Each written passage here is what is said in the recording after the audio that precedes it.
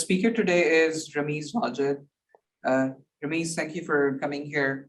Rameez is a PhD student in the computer science department at University of Colorado, Boulder. He is an avionics engineer by training, so it's quite an interesting match with computer science. He also has an MS degree in control systems. He's worked in both industry and academia. During his industry time, he helped develop low-cost flight simulation and in-flight situational awareness systems. He has taught undergraduate avionics engineering classes for over 3 years at the National University of Sciences and Technology. That's #1 ranked university in Pakistan. His current research interests lie at the intersection of control theory, formal methods, and machine learning. So he's quite an interesting background, and I'm expecting all of you will have something to take away from this talk. It's slightly different from a typical computer science talk. So let's see. So Rameez, take it away. Hi, thank you for inviting me, and it's really an honor always to deliver talks to people in academia, and we always learn something. Always share. So the work I'm going to share today is not yet published, so it's accepted for publication, and it might be appearing around June timeframe. We have a conference where it's accepted, the conference on learning for decision and control, the L4DC. I think it's this year it's happening at Stanford. So this is like still in publication, but it is an accepted work. So I have some confidence in sharing with you people. So title is Safety Controller Synthesis for Unknown Dynamical Systems using Barrier Certificates and Gaussian Processes.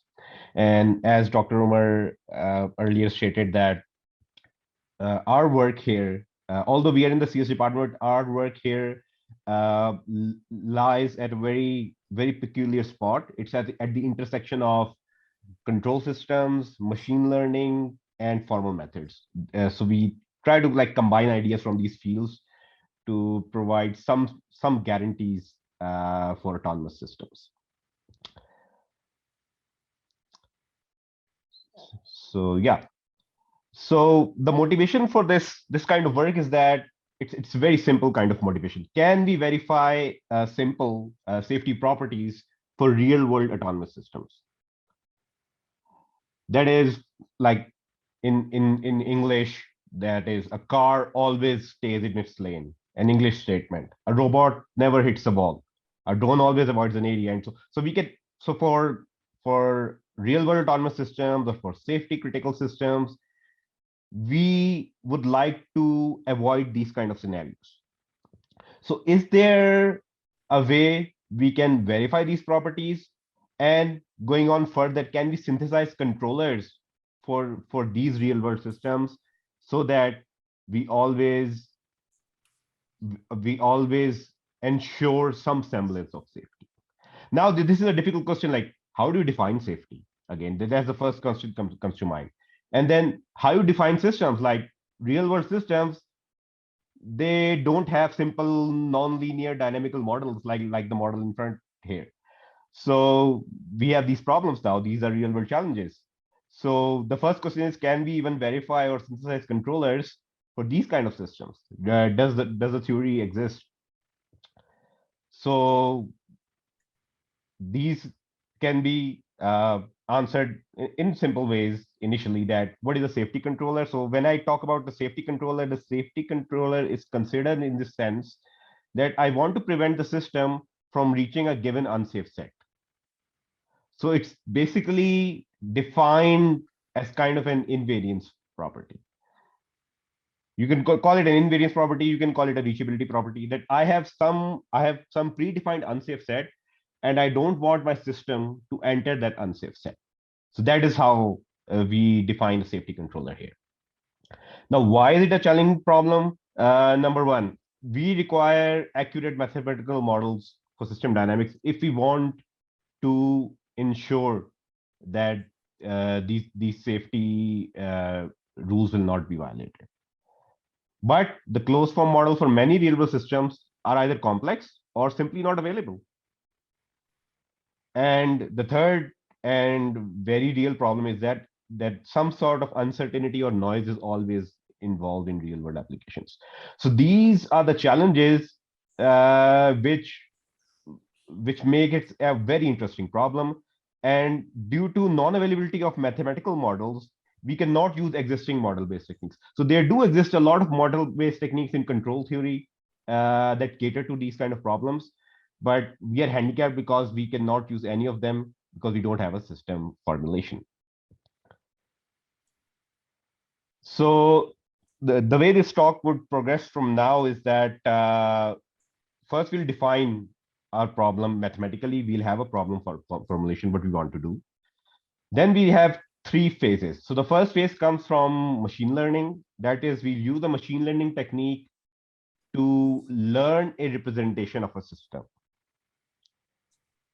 Then we'll use a technique from control theory that is called control barrier functions to define our safe and unsafe regions and our functions which guarantee safety. And the third technique is from formal method or from computation that allows us to compute those certifications or synthesize those controllers. So these are three main phases. We try to solve this problem in these main phases. So I don't know if I mentioned earlier. If you have any questions, anywhere in the talk, you can just ask, or maybe you can put in. I think I can monitor the chat as well. You can put it in the chat as well. So first is now the problem formulation. So simply a problem is if we have an autonomous car, an autonomous vehicle, and the safety property we have in mind is staying in the lane. That if I'm driving in the lane, I should stay in the lane. Like this blue is my car, this green region is the set where I'm starting from, and then these red are neighboring lanes or the unsafe states where I don't want to go. So this looks like a very simple problem to solve, and we will solve this. We'll try to solve this problem at least. But to formally define this problem, we have to make some assumptions and like assume some structure of the problem. So we define our system as a discrete time stochastic control system, where we have this X, which is the state space of the system, and N is the dimensionality of the system, and U is the input space of the system.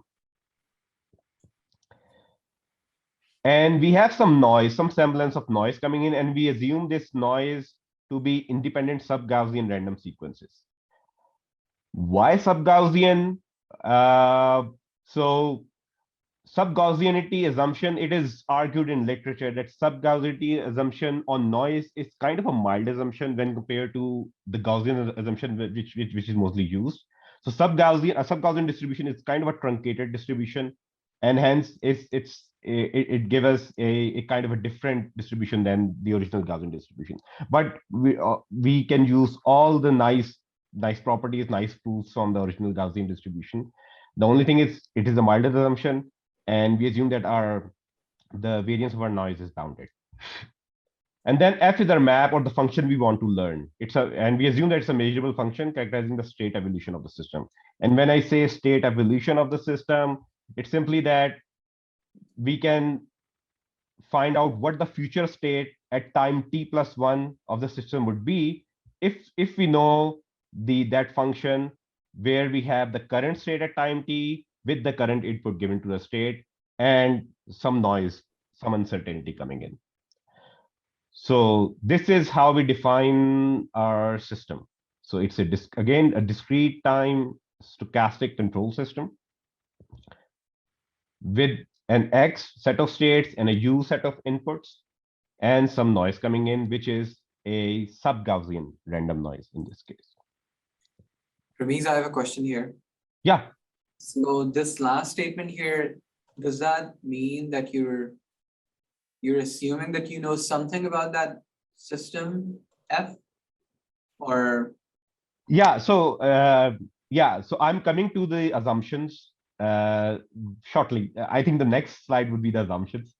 So yeah, we do have some assumptions. And the assumptions are that it belongs to a certain family of or in a certain space, which are not weird systems, which are very well behaved systems. And of course, we assume that we have the access to the measurements of the system. Okay. I think Milad had a question as well. Yeah, please go ahead. Yeah, I just want to know that what type of events do you consider as a noise? I mean, how do you define the noise? Yeah. So the noise is a sub-Gaussian random variable, but the way when we say stochastic, we assume that the noise can be anywhere. It can be in the states and it can be in the observations. So we are assuming both process noise and observation noise. Right. Yeah, so so the system is fully stochastic. We are assuming both process noise and observation noise here. Yeah, thank you for that question. Yeah. Thank you. Yeah. So the next slide is, of course, the assumptions. So we have these three main assumptions going in. The first assumption is the map that we're trying to figure out has a bounded RHS norm. So the function lives in an RHS space, we're assuming, and it is a bounded norm. So this is a very important observation, which will help us when we will try to learn a representation of the system. And also it ensures the system is nice. It's like relatively smooth. It's not behaving weirdly, like no discontinuities or anything. So it's a very nice assumption. So when you look at like literature where we have these kind of assumptions, so there's always debate between what assumptions are good. And there's always debate between RHS assumption or Lipschitz assumption. So a lot of control theory papers, they assume Lipschitz continuity assumptions. So we here assume that RHS is a kind of a milder assumption than Lipschitz. Lipschitz is very strict assumption if we compare to RHS. So this is one of our assumptions. So if we make that assumption, then the kernel that we use, we have this nice property that can arbitrarily approximate any function over the compact domain X. So we will be able to approximate our function using that assumption. And of course, we assume we have access to the measurements for X and U and to the noisy observations Y of t. And when I mentioned that we assume noise in both state and observations, so here it is like written more clearly in an equation. So for the state evolution, xt plus 1, there's a future state. If we observe that, there's some noise w of t coming in. So this is our observation noise. But again, we also have some state noise. If we just substitute this xt plus 1 from our previous definition, so we have this noise in state also coming, this epsilon of t also coming in. And due to the additive property of sub-Gaussian distributions, we can combine both noises. So we are assuming that they're additive. So we're combining both noises, both this epsilon ability to make a new noise new. So this nu of t, this actually represents both the observation and the process noise. That is both the noise coming in the state and the noise coming in the observations. So now we have a more like a cleaner representation of our discrete time stochastic system. And of course, we can always acquire measurements by simulating running a system from multiple initial conditions. So any questions regarding these assumptions?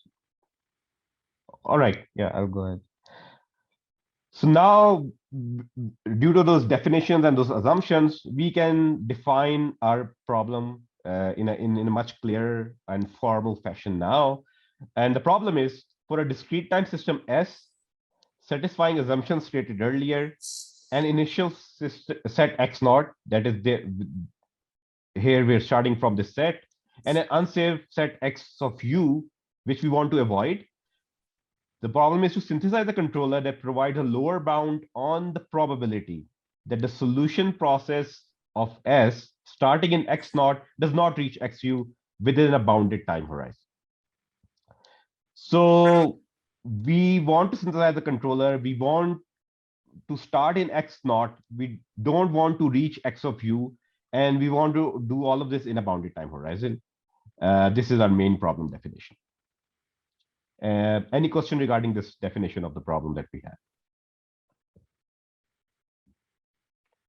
Assume, yeah, it's straightforward. So now we have the definition in our hand.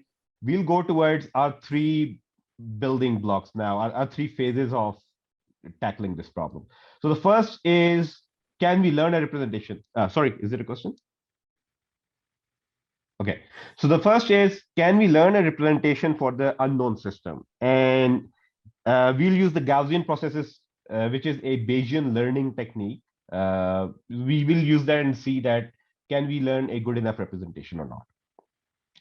So Gaussian process is a non-parametric probabilistic framework belonging to a kernel method family. It's essentially a Bayesian framework. And the concept, as you guys know, that in the Bayesian framework, we already assume a prior probability distribution over the random variables. So we have the aid of our prior probability distribution along with the measurements that we have.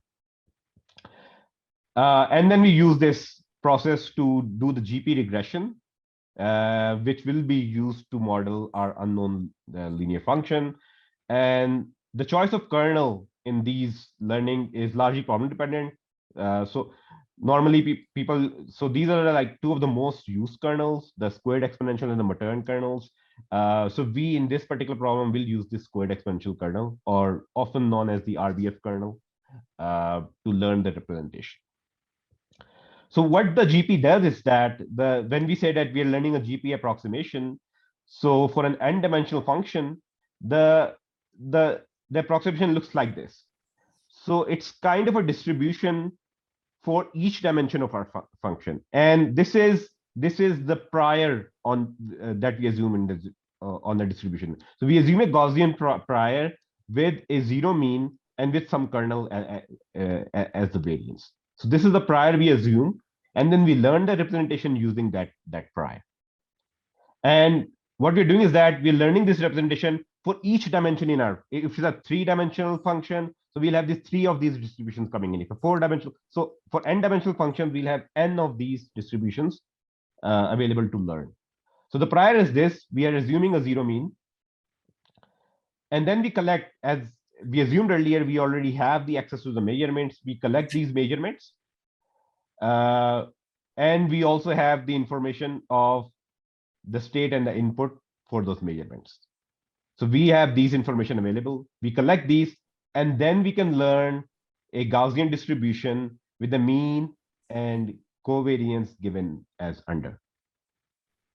So this is the standard kind of a Gaussian process regression formula, you can say, or representation of how to do the Gaussian process regression. So the main assumption here again is we have access to the measurements, and we know the state and input at where that measurement was collected. And from earlier assumptions, we know that our function is an RHS space, so we can learn it using a kernel. So now those assumptions are helping us here, and we can learn a very good approximation of the function, and we'll get a closed form Gaussian process approximation. But next, I'm going to discuss like how good that approximation can be. Rameez, a question here. Yeah. Sorry. So when you say you know the input and the state at that instant of time, do you know the cleaner state or the one with noise? I'm assuming we have noise. Noise, okay. And yeah. So what is happening under the hood is that, so we have some like tunable parameters inside this, like some tunable hyperparameters that we can choose when we are learning these kind of Gaussian representations. And this 1 + 2 over n, like this guy here, and we can see it coming over here. So, I mean, people can choose it differently, and like in 99% of the text, you'll see that it is chosen as the variance of the noise that we have. Mm-hmm. But for the results and for the guarantees that I'm going to discuss next, we are choosing this as this hyperparameter as 1 + 2 over n, and in number of measurements that we have. So yes, we do take into account the noisy observations. Yeah.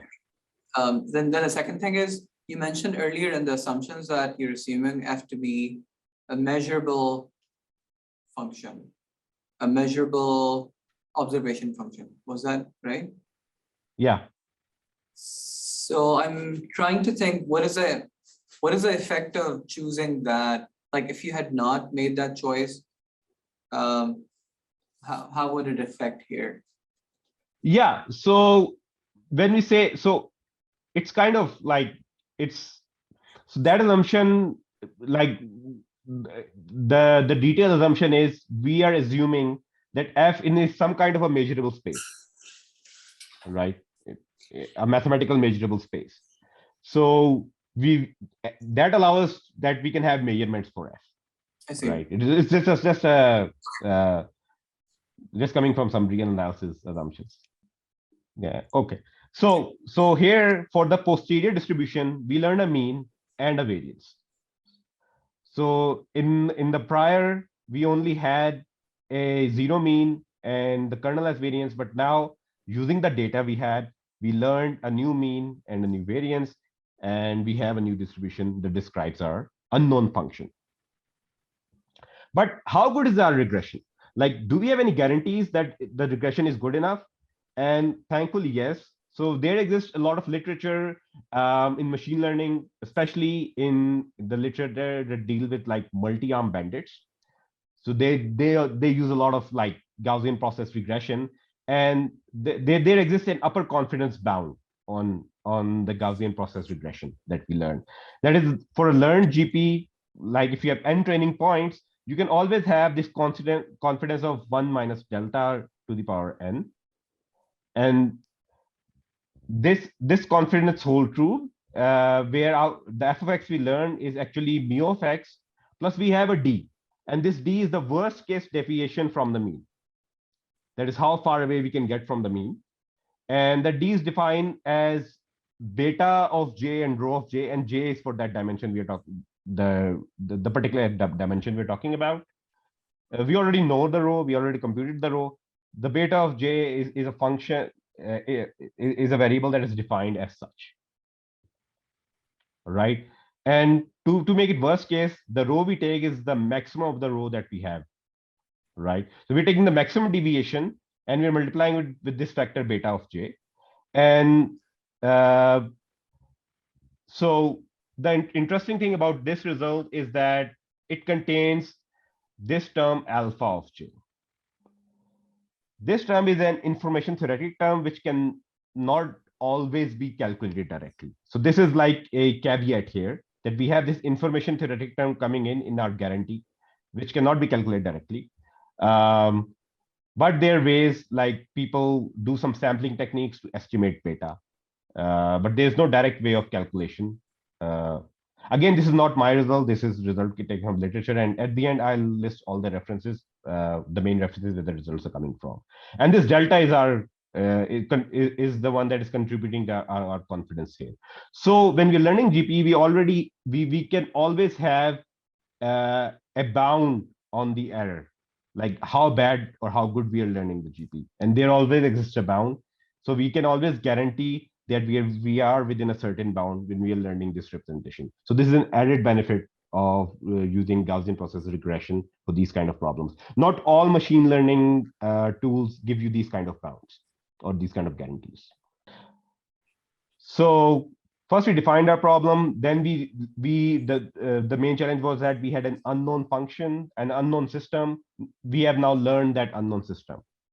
So now we come to some control theory magic and to see if we can provide some guarantees that we would never enter an unsafe set. Like, is that even possible?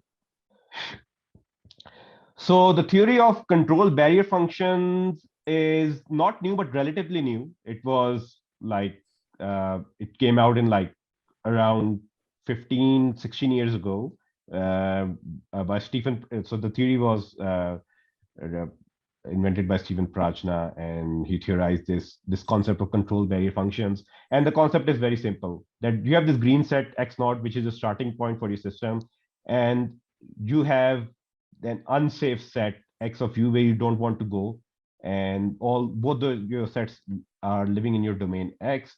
So there has to be a guarantee, there has to be a function which should limit my system, that if I start in this x naught, if I start in this initial set, all the system trajectories should never reach my unsafe set. And that barrier function kind of cast a mathematical barrier around my system trajectories, so they never escape that barrier actually. So these control barrier functions are also known as control barrier certificates in literature. So they kind of certify that we can always build a barrier so that our trajectories never enter any undesired or unsafe region. However, it's not guaranteed that these barriers will exist for all systems. So mathematically, so what the diagram was doing is mathematically, we can say that there exists a function barrier, which is a positive function, and some constants c, lambda, and gamma, such that for all our initial states, like the green region we saw earlier, our barrier is always less than some constant lambda. For all our unsafe regions, our barrier is always strictly greater than some constant gamma. And we have this assumption that gamma is greater than lambda. So for example, if like lambda is 1 and gamma is say 1.1 or 2, something greater than. So if the barrier is always less than 1 in the initial state, for the unsafe state, it's greater than, let's say, 1.1, something larger than some larger number. Then we have a third condition that ensures that our barrier is always a kind of a decreasing function. That is, barrier at the future evolution of the state, t plus 1, or expectation, because we have noise coming in, expectation of the barrier minus the barrier at existing state is always less than something, less than c. So if this c is 0, this is a negative number, and we can guarantee at infinite time horizon that always, because our barrier is always decreasing, after it starts, it's always decreasing, it's never increasing, so it can never go in an unsafe set. All right, because it started from a lower number from the number that is there in the unsafe set. It starts from a low number and it is always decreasing. However, if RC is like a small positive number, then we will only be able to guarantee it for a time horizon, for some limited time horizon. And we get a positive C because of the stochasticity involved, because of the noise involved. But this is again, this assumes that we know what that xt plus 1 is. And if we don't know, but what we, for an unknown function, we already learned a representation. And that representation can be input here. So our mu of x plus d, that worst case representation of a system, can be plugged in here to give us the same barrier conditions. So same theory works for unknown systems as well. All right. So again, as we had this question about our GP representation, we can have the same question about our control barrier function computation, that how good is our control barrier function. So if we assume that the barrier exists, and if we assume that we have a control policy associated with that barrier, then we always have a lower bound on the probability that barrier will always, the barrier conditions will always be satisfied. So we always have this lower bound on the probability, and this lower bound contains the same three variables we defined earlier, the lambda, the gamma, and the c, plus this cap t, which is the time horizon that we're looking for. And as I said earlier, if c is 0, if our barrier is strictly decreasing always, then we don't care about time horizon. We can give this probability of satisfaction for infinite time. So again, for control barrier functions, there exists a lower bound on the probability of satisfaction. And by that probability, we can always guarantee that the barrier function will always, or for some time horizon at least, satisfy the three conditions that we mentioned earlier. And the three conditions was, the first condition was for the initial state. It should be less than some number. For unsafe state, it should be greater than some number, which is greater than the numbers to start with. And the third condition is very important, that it's a decreasing function. And the third condition is not for an initial unsafe set, it is for all x, for all states.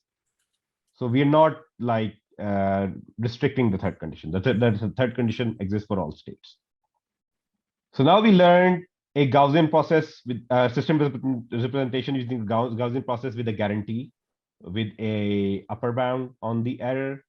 We learned a control barrier function with a lower bound on the probability of satisfaction. Now we are all set to compute those barrier functions and find our controller. So now what we're going to use is a technique that is, again, it's not a very old technique. It's a 21st century technique. It's called counterexample guided inductive synthesis. It has been used extensively in computing, in computer science. And yeah, one thing I forgot to mention is that the concept of barrier functions, although it was invented independently in control theory, a similar kind of concept, a similar kind of theory exists in computer science, which is called like inductive or k-inductive certificates.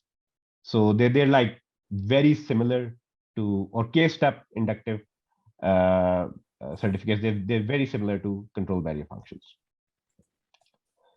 So for the barrier computation, the computation is actually a very difficult task because, for example, we don't know that a barrier exists or not. But to make it a simpler task, we again have to make some assumptions. The first assumption is on our input set. So we assume we have a discrete set of inputs.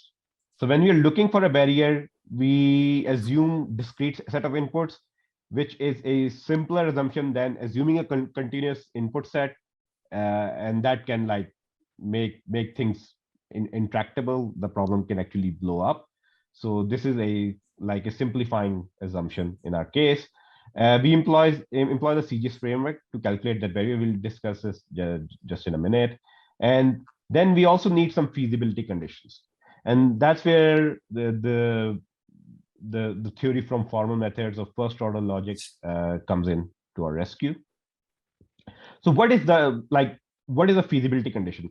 So we earlier we described 3 different conditions for barrier certificates, which has to be satisfied in order for a barrier to exist.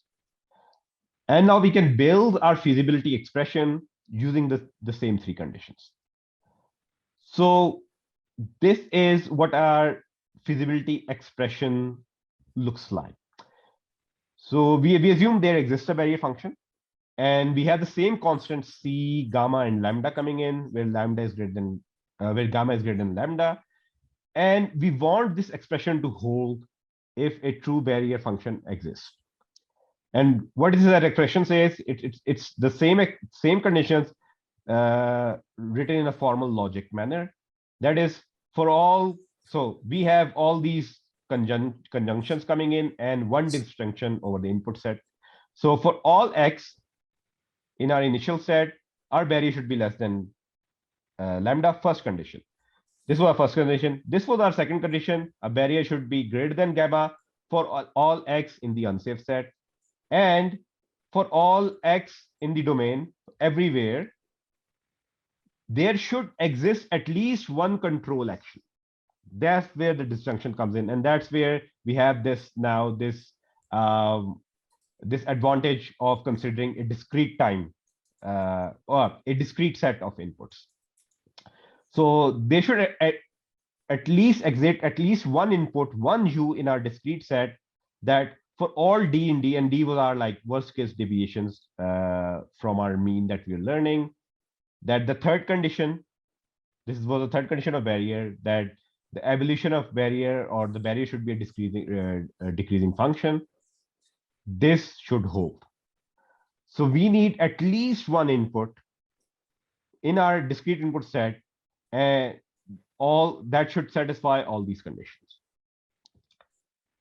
And if this feasibility sentence or this feasibility expression is satisfied, we say we got a true barrier function. So during the search for that barrier function, we want this expression to hold. And when this holds, we can always have a corresponding control policy. And in like plain English, it would be for any x in x, pick a u in u satisfying the third barrier condition for an arbitrary d in d.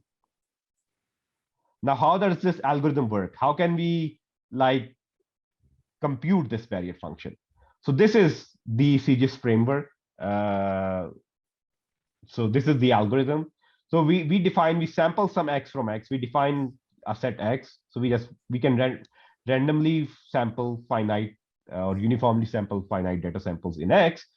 And this is a key assumption. We define our barrier as some polynomial. So we define our barrier as some polynomial function with these unknown coefficients. All right. And this phi of a of x is our feasibility condition. So what we want to achieve is that if that feasibility is unsatisfactory, then our barrier is infeasible. So whatever our barrier candidate here is infeasible if our feasibility is unsatisfactory. Else, we compute a candidate barrier that's satisfying for all of x in our initial data sample from x, the random sample we have. If the negation of that feasibility is unset, then the barrier is a true control barrier function. Else, what we get is that we get some counterexamples. The counterexamples at all those points in x where the negation of our feasibility was satisfied. That is, our barrier was not working. So all those points where our assumed barrier candidate was not working, we collect the counterexamples, and this we feed or add or make a union of these counterexamples to our existing set, and we run this process again. And we keep on adding these counterexamples and learning the barrier again and again till the negation of the feasibility is unsatisfied or our feasibility is satisfied. And how to do that, how to find that feasibility is satisfactory or unsatisfactory, that's where the SMT solvers come in. So we can compute this unsat or sat relations using SMT solvers. And this can be implemented so if you're using Python, we can use Z3Py and DReal. They're very similar to use, but the advantage of DReal is that it's like specifically designed for real value functions, and you can also set some tolerances, some error tolerances within which you have to find dissatisfaction, while Z3Py may take you longer time because you don't have this option of setting tolerances. So it's looking for the exact expression every time. So, but there are some challenges for the CEGIS algorithm. It either runs forever, keep on searching for a barrier that satisfies the conditions because the barrier may not exist, or it may terminate, which is a good result with some finite iterations giving you a control barrier function, or it may terminate with counterexamples proving that no solution exists. So these are like three challenges that we have using the CEGIS algorithm. And it is proven that the computation, like it's proven in literature, that the computation complexity is adverse exponential. So the computation part is the challenge. And like at present, like our current work, we're trying to like kind of solve this challenge, or maybe like make it easier to compute barrier functions. So I'll refer to that like at the end of the talk. Are we doing good on time? Like how much time? Yeah, I think we're fine. We still have 7-8 minutes. All right. So now only I have to show some results. So I only have to. So yeah. So what we did was that, just summarizing, we had a problem to start with, that there is a car, we're driving a car, we want to keep it in the lane, we never want to go into any neighboring lane. So can we find a controller that does that? Can we find an input that does that? So first we define a problem mathematically. Then we use some machine learning techniques, that is Gaussian process regression, to learn a representation of that unknown system that we know about, but we assume that a system is well behaved, and we assume that we have access to measurements. Then we talked about control barrier functions. These are kind of functions which certify that we would never enter any undesired or unsafe region. And then we discussed a technique or an algorithm to compute and to verify those barrier functions. Oh, sorry. There's some question in the chat. I was not monitoring the chat. Have you ever tested the effectiveness of a proposed barrier certificate? Let's say it is applied to practical standard verified. Yeah, I'm coming to that. Yeah, I'll just discuss case study, and then practical scenario would also be discussed. So I'm discussing one of the case studies. So this is a kinematic single track model of a vehicle. It's called the BMW 322i model. So I'm using this kind of a model as a baseline and simulating this model to collect the measurements. So in this model, the x1 and y1, there are my x and y coordinates in the space. And then x3 is my steering or my control input. So this is my steering angle in radians. And x4 is my current heading. So I have the spatial coordinates, I have the steering, control, and the current heading. So these are, so it's a four-dimensional problem. And as we defined earlier, that the Gaussian processes would learn 4 different distributions, 4 different representations for each of these. So one representation for each of these states. So Rameez, is x3 like the relative angle from my previous position? Can I call it that? Yeah, it's just a steering. It's just your steering wheel. Yeah. So it would be relative your current position. Yeah. x4 is my global orientation. Yeah, it's the global heading. Yeah. Thanks. So then there's some specifications, like if this is our car. Sorry, I'm very poor at drawing these things. So this blue is our car. This green is our initial region where we're starting from. And these red zones are the lanes we want to avoid or the regions we want to avoid.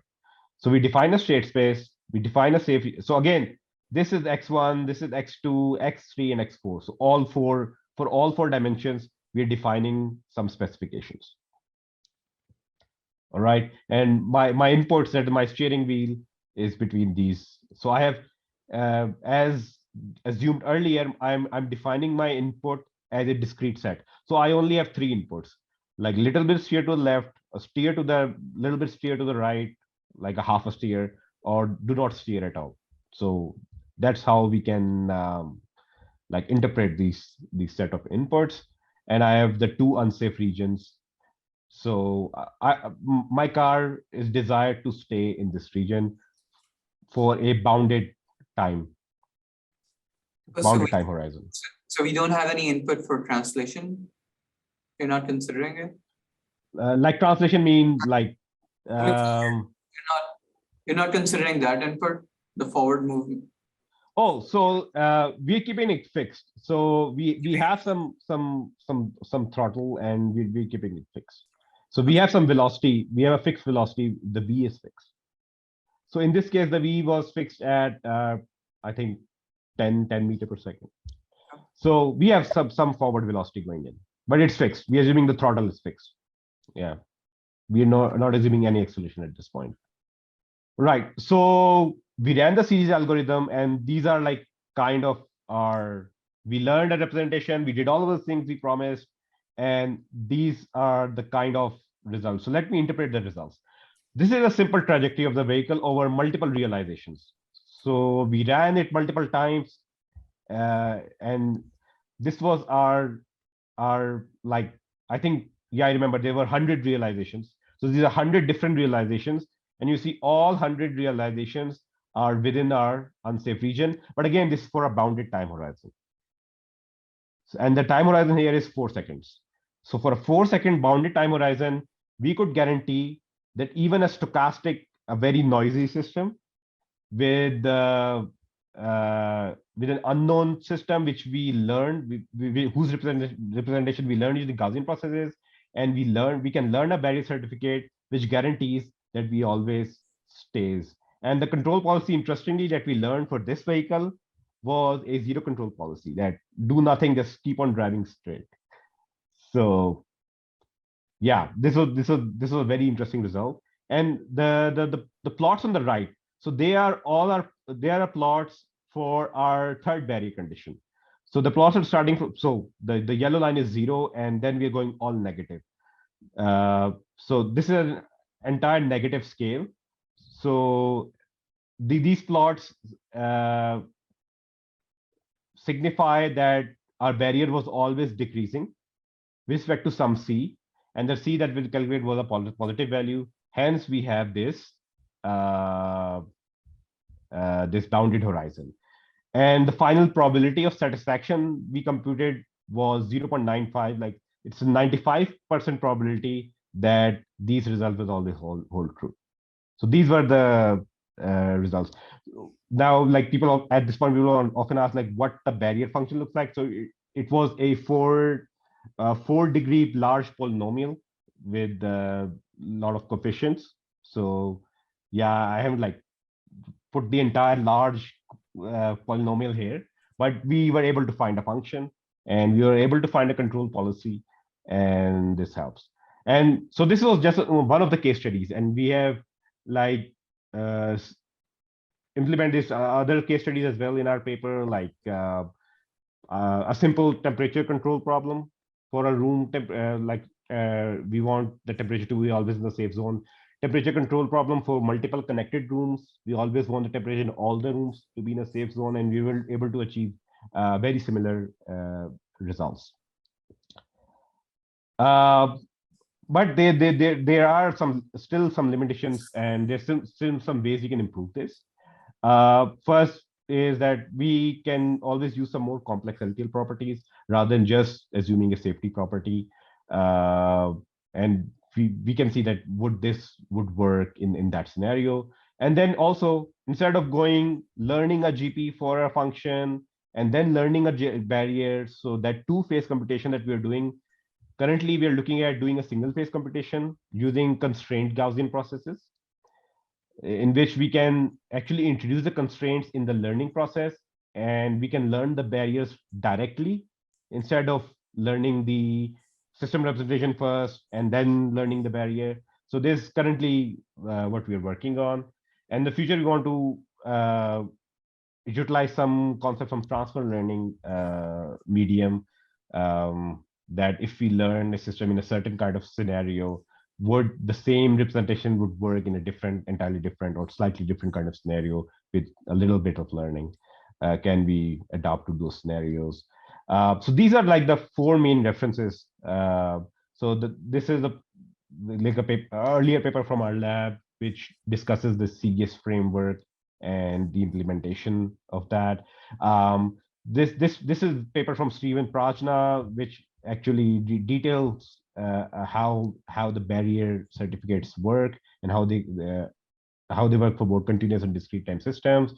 Then I talked about some upper confidence bounds. They came from this paper, that theory. And this is a standard textbook, I would say. Although it's not written in a textbook, it's written in a series of papers, but it's a standard textbook if you want to learn more about Gaussian process regression and how we can use it. Yeah, so that was all from my side. Maybe some question in the chat coming in. So I hope I answered. Yeah, so for practical purposes, like practical approach to your question, so we also have a robotic platform in our lab. Yeah, so we have a formal methods lab at the hybrid control systems group here. I'm sorry I couldn't put the link here for the. So what we're trying to do is that we have these Amazon AWS deep-racer cars. So now the next step I'm doing is that we did it in theory, we did it in simulation. Can we do it in an actual track? So I'm trying to implement all this theory, all this computation on an AWS deep-racer autonomous car, or that AWS robot, we can call it. So yeah, I'm working towards a practical implementation. Hopefully, I think I will be able to like post some videos of it in near future.